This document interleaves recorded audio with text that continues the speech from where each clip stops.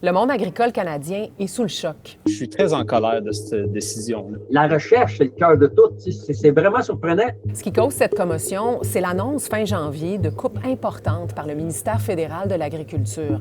Concrètement, ce sont 3 centres de recherche et 4 fermes expérimentales qui vont fermer leurs portes. Les chercheurs travaillaient, entre autres, à augmenter le rendement des céréales, à réduire, par exemple, l'empreinte carbone du bœuf ou à diminuer l'utilisation des engrais. À certains endroits, on faisait de la recherche depuis plus d'1 siècle, donc c'est des données en continu qui étaient très précieuses. Moi, j'appelle ça une économie à court terme et qui va coûter cher à long terme. Plus de 650 emplois sont abolis. Ça s'inscrit dans la volonté du gouvernement fédéral de réduire la taille de la fonction publique.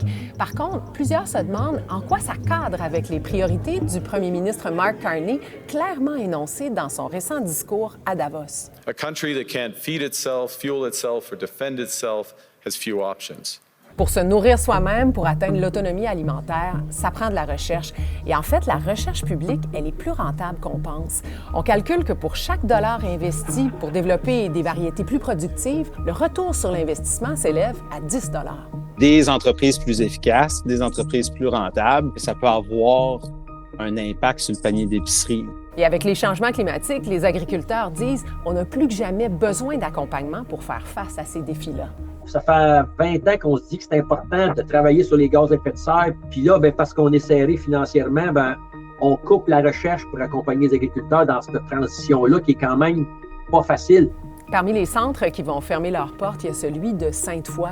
Une des missions de ce centre-là, c'était d'étudier les plantes qui composent le foin. C'est notre culture principale ici au Québec. Elle est excellente pour l'environnement parce qu'elle nécessite très peu de pesticides. C'est aussi une championne pour capter le carbone dans le sol. Par contre, c'est un peu un parent pauvre de la recherche. Pourtant, avec les variations du climat, ces plantes-là sont de plus en plus vulnérables.